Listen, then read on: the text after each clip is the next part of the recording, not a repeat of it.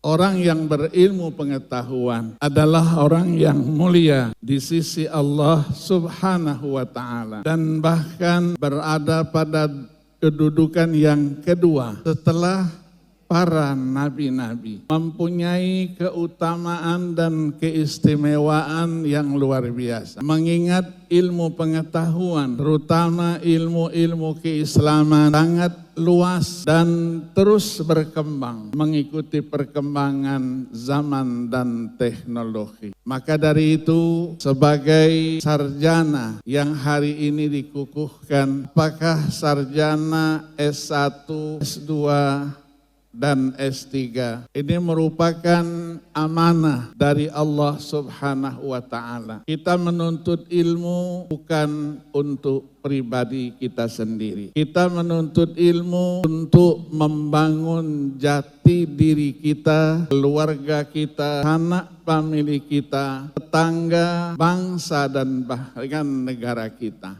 Maka dari itulah Rasulullah sallallahu alaihi wasallam menjelaskan al-ulama warasatul anbiya. Para ulama juga disebutkan di dalam hadis yang lain, termasuk tadi salah satu prestasi yang diberikan, yaitu bisa menghafalkan Al-Quran 30 juz. Nabi sabdakan, inna akramal ibadi indallah fi hadhihi dunya ba'dal anbiya al-ulama summa hamalatul Qur'an yakhrujuna minad dunya kama yakhrujul anbiya wa yuhsyaruna min kuburihim ma'al anbiya wa yamurruna ala sirati ma'al anbiya wa ya'khuzuna thawabal anbiya. Itulah kemuliaan yang Allah berikan kepada para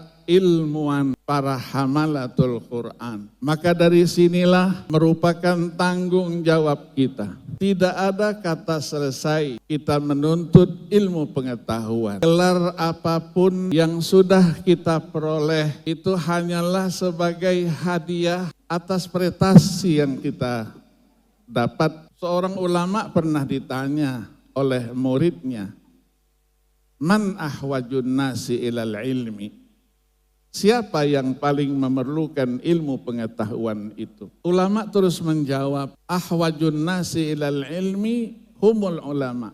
Yang paling memerlukan ilmu pengetahuan adalah para ilmuwan itu sendiri. Ketika ditanya kenapa demikian, sang ulama memberikan jawabannya, la tazalu aliman ma kunta muta'alliman wa idza staghnaita kunta jahilan. Kamu masih menyandang predikat sebagai seorang ilmuwan apabila terus belajar. Apabila sudah tidak belajar lagi, merasa cukup dengan ilmu yang sudah diperoleh, maka saat itu tanggallah gelar sebagai seorang ilmuwan, dan pada waktu itu ia sudah menjadi seorang yang jahil, seorang yang bodoh. Ini adalah pesan yang sangat menyentuh hati kita. Apalagi dengan perkembangan ilmu pengetahuan, keagamaan khususnya, kekayaan kita umat Islam luar biasa. Jangankan yang tercetak, yang masih manuskrip saja masih berjumlah sekitar 650.000 naskah yang tersebar di berbagai negara. Sebahagian sudah mulai ada usaha dari berbagai perguruan tinggi dan lembaga-lembaga keilmuan untuk melakukan penelitian dan bahkan diangkat menjadi tesis dan disertasi yang kemudian dicetak agar bisa dibaca oleh banyak orang. Maka dari sinilah saya berpesan untuk anak-anak sekalian untuk terus dan terus belajar.